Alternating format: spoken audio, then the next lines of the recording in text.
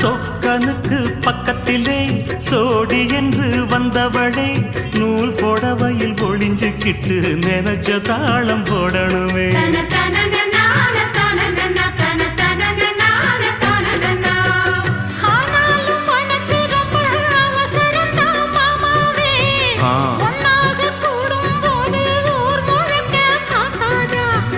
பார்த்தாலும் தவறு இல்ல பனியுறங்கும் ரோசாவே உன்னால சொத்த வச்ச மூக்குலதான் வைக்காத